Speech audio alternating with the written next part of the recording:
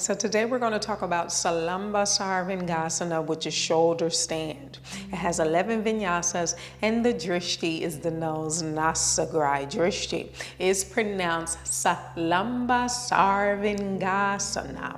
Okay, and this marks the finishing sequence. The great thing about the finishing sequence, this is the time for us to recalibrate the nervous system, for us to decrease our breath flow, for us to just come down from the intensity of this practice, okay? So we usually count 5 breaths, but once we get into the finishing sequence, it's 8 breaths. Let's talk about a few things. I want to discuss the modifications first, because even though this is an asana in the finishing sequence, if you have any type of shoulder limitations, neck limitations, spine limitations, it's going to hinder this asana. So let me give you a few modifications that you can use to build your way up to the full expression. So first modification, legs up on the wall. What I like to do is to scoop my hips close to the wall, and then I scoot forward, lie back, swivel my legs, and I allow the wall to support my legs, okay?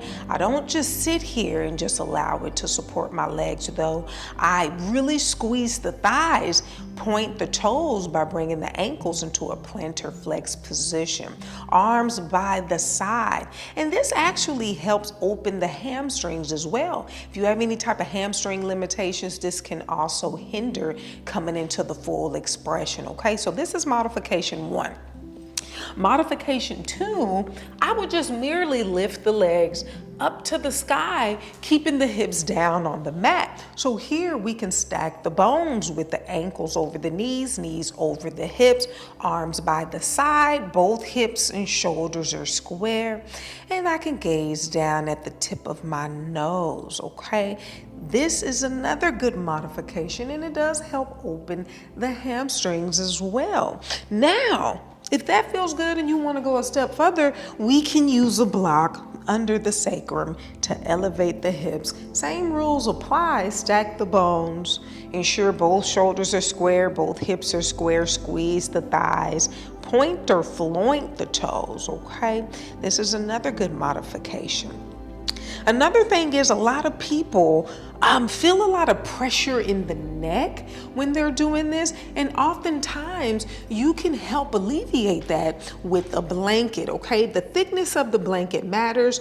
The thinner it is, the closer you're going to be to the ground, okay? The thicker it is, the further away the shoulders are going to be from the ground. Therefore, it gives the neck room as you come into the asana.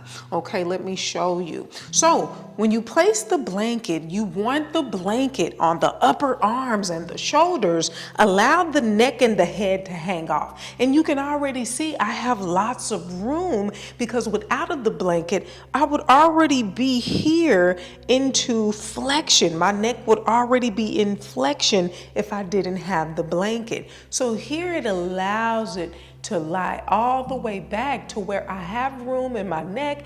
The curve is still there. It's not pressing against the mat.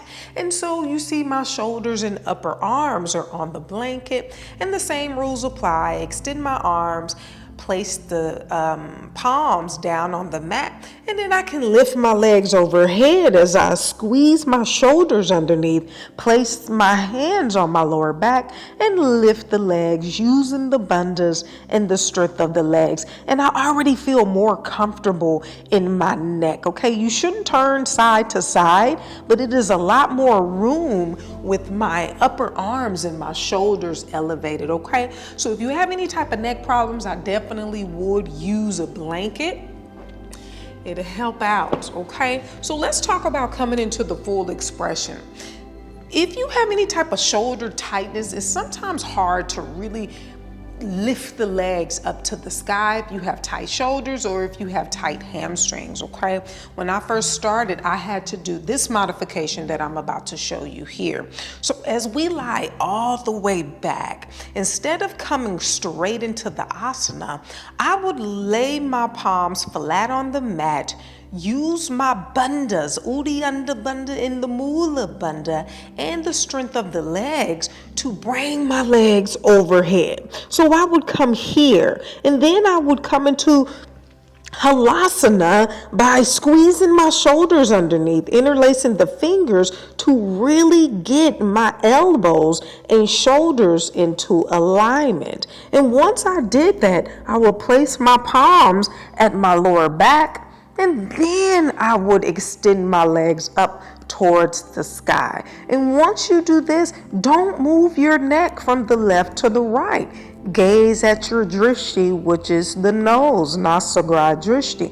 Pull the belly in, thrust the hips forward, squeeze the thighs, point the toes. Okay, that's one way to come into it. Now, the way that Kino comes into it, she bends her arms 90 degrees, okay? Keep the legs straight, engage the thighs, point the toes. I really want you to connect your mind to the bandhas and connect your mind to the strength of your legs. Press through the elbows and the upper arms as we lift. And as you lift, place the hands on the back. Thrust the hips forward, gaze is at the nose, squeeze the thighs, point the toes, all the fingers together, okay? And we stay here 8 breaths before lowering down into Halasana, okay? So, are we ready to go through that vinyasa? I think that we are, okay? Let's go ahead and come into Adho Mukha Svanasana. Salamba Sarvangasana. Sapta Inhale, jump through. And exhale, lie back. And Astau Inhale.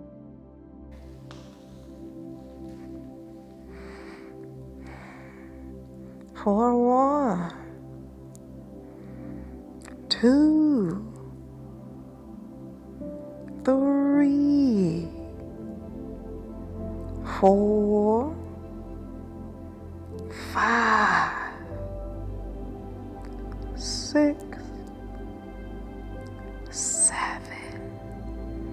and 8. And from here, we lower the legs down into Halasana, which will be the next video. Okay, so with that being said, get Kino's book, read all about Salamba Sarvangasana. I'll see you all for Halasana.